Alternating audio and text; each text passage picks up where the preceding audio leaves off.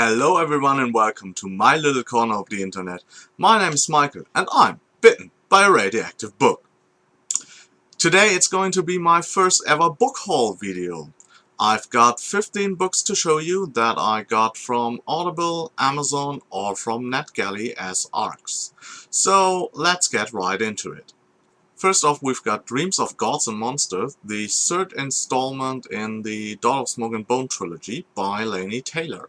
That is not my usually reading habitat, YA, but I did the first one in a buddy read in my German group a while ago, and I continued with the series, and now I want to see how it ends. It's kind of a portal fantasy. The first one is more like a bit of urban fantasy, very likable protagonist, some really good supporting cast, funny, charming. In the second book it got more into a portal fantasy, as we saw where the magical creatures that inhabit the world come from actually and go to their realm as well. That was not, for a fantasy fan, that was not really executed in a good way. The secondary world is not as believable as the first one, but I still want to continue with the series and see how it ends. I actually got that one for my Audible credit this month. The second book I'm going to show you is called The Path of Anger by Antoine Rouault. He's a French author, and I think if you can read it in French if you want, and I think in France the second one is coming out in December in that series. It's kind of a revenge theme. It follows the main protagonist Duncan Dahl. He's kind of a drunk, but seems to be or seems to have been an assassin before, and he was the assassin of the emperor, and the emperor, I think, was thrown over or something like that, and now his friends all turned from him, betrayed him, supported the new republic, and yeah, now he's been drinking for a few years. And that all changes when a young historian, a woman, comes into his life, and she's looking for the Emperor's lost sword. I heard it described as a bit of a Count of Monte Cristo kind of thing, and that sounded interesting to me. The third book is called The Forever Engine by Frank Chadwick. It's a steampunk novel. The steampunk component is set in 1888. And it has many things that sound really awesome to me, like the Mars is colonized, clockwork assassins running around, Iron Lords are filling the skies, and that sounds really interesting. But the book also seems to have a time travel component. Careful. Because in the year 2018 there's an American soldier called Jack Fargo, and I think he has to kind of travel back to save the future or something. I'm not quite sure how he will fit in, but it sounds like a good mashup of steampunk and time travel. The next book is a book I actually haven't gotten yet, but I pre-ordered it, so I paid for it this month, so I just put it in here because I will get it on, I think, September 9th. It's called The Falcon Throne, and it's the first book in the new series by Karen Miller. It seems to be a typical epic fantasy with an emphasis on political intrigue, warring heirs for a throne, and yeah, it just sounded right up my alley with complex world building and yeah, political intrigue. The next book is one of the most awaited, expected, talked about books at the moment, and it's finally here. It's The Mirror Empire by Cameron Hurley. It's the first in her new Worldbreaker saga. It has awesome reviews. It is fantasy, but it has also parallel universes. Please go out and read the blurb. I can't get into how complex the world building is, how amazing it actually sounds. It has a spin on gender, which is one of the most talked about things, because in Hurley's world, women have the roles actually that men have in our world, but it's not told as I was told in reviews, as some kind of preachy thing, but it's done very organically and very thought-provoking. And yeah, the buzz for this book is like enormous at the moment. And as I said, it came out yesterday. You can get it for a steal, I think, when you get the Kindle version or the paperback version. It's not that expensive, and it seems to be one of the biggest releases this fall. And the reviews I saw were amazing, so I really hope to get to it soon and add my opinion to the others out there. Next up is Journey into the Flame by T.R. Williams. It's the first one in the Rising World trilogy, and the premises is that in 2027, I think, the world is hit by a solar flare and pushed back into the Middle Ages, and it's on the brink of collapsing, but then some books appear, some chronicles, and these chronicles somehow help to not heal society, but avoid the total destruction of society for some reason. I don't know.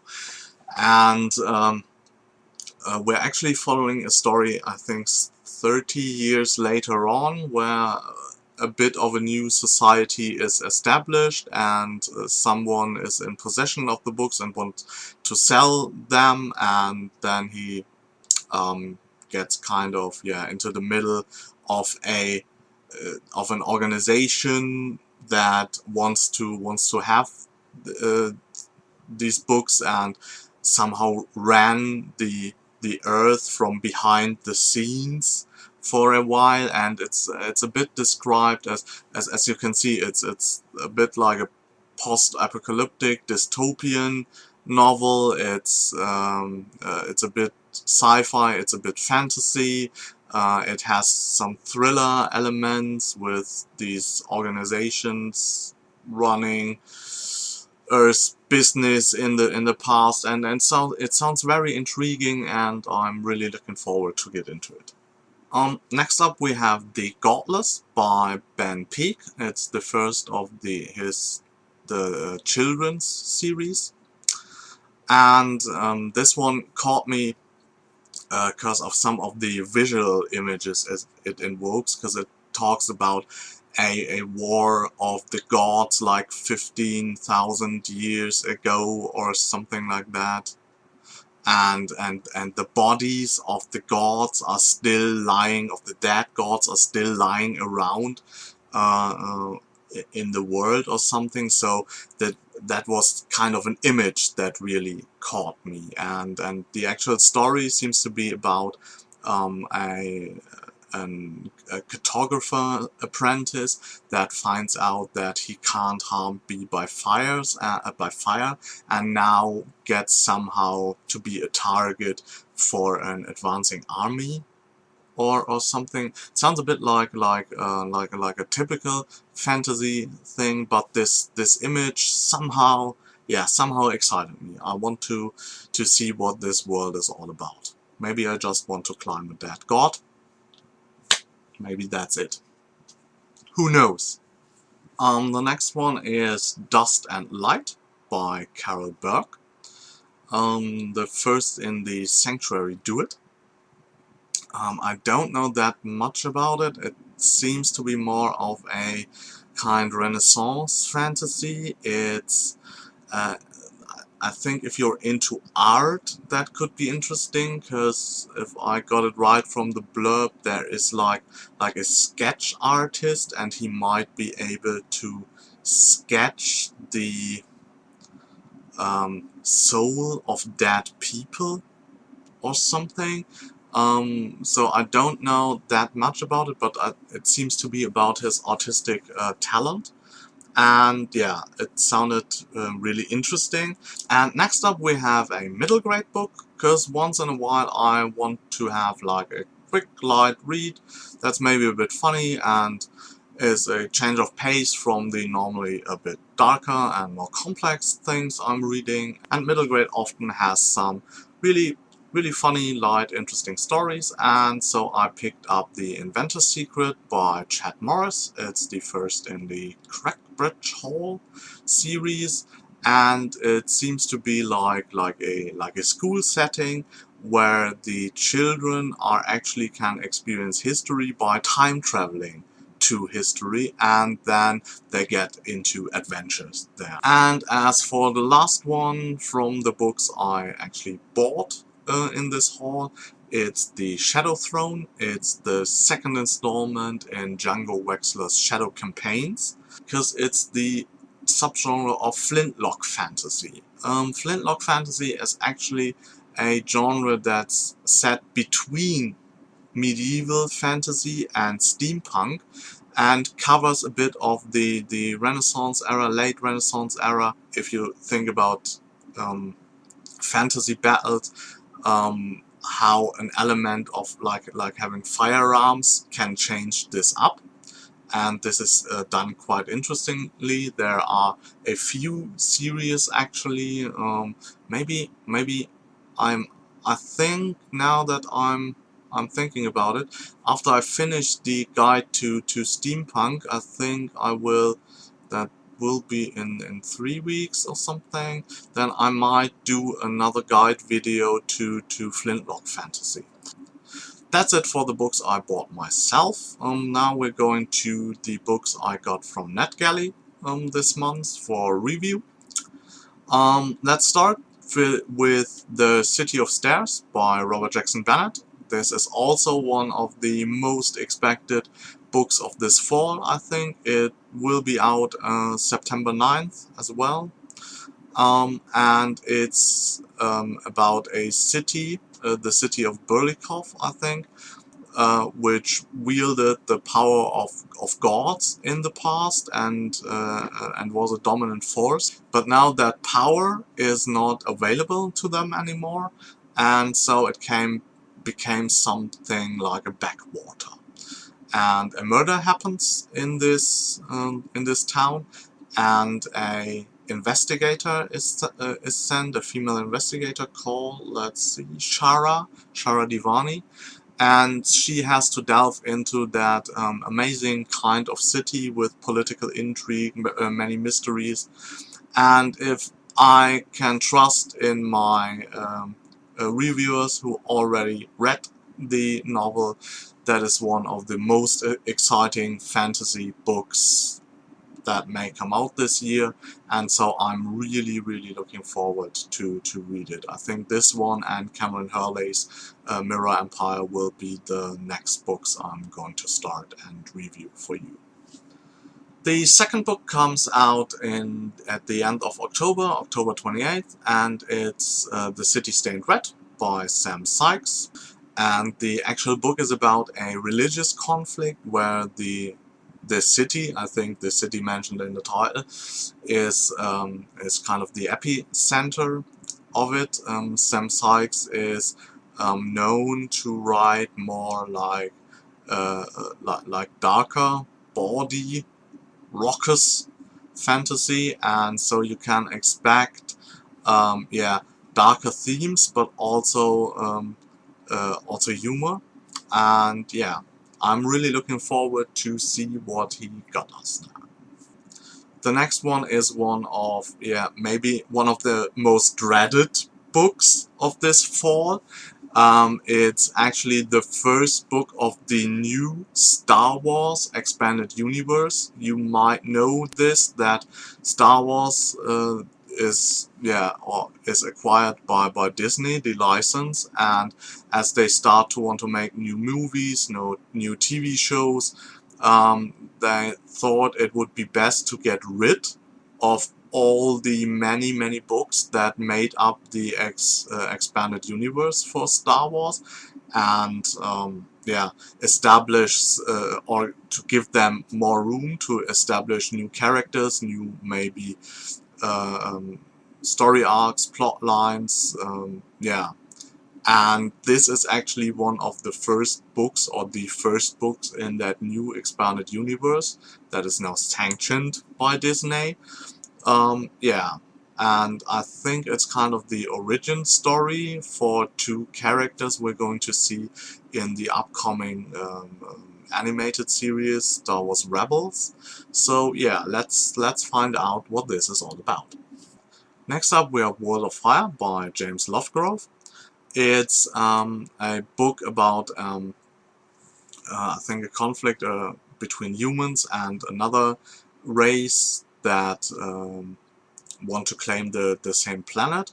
It's a planet with a very hot surface, so it's barely livable on. That's why it's called World of Fire. And it follows, I think, a protagonist that is put into a body that can sustain the heat there, and the rivaling race is actually controlled by AIs or something like it, and it sounded very interesting. And the last one I have for you is Of Bone and Thunder by Chris Evans, and it is described as Apocalypse Now meets The Lord of the Rings. So I think what he's trying to do is recreate that feeling of fighting a kind of useless, unwinnable war, and what it does to the soldiers, like in the Vietnam War, but sets it into a fantasy setting. That is how I understood it. Chris Evans is known for, and there's that term again, actually his Flintlock trilogy called The Iron Elves, where he has a regiment of elves, but with muskets.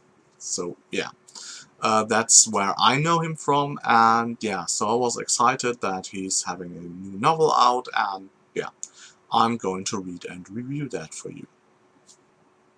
Well, that was a lot of books, don't you think? So, are any of those on your personal reading list? Have you read any of them? Are you excited about some of them? Please tell me in the comments. And if you liked the video, please hit the like button, subscribe to my channel if you want to see more of me, and I hope you get bitten by a really good book too. See you next time. Bye!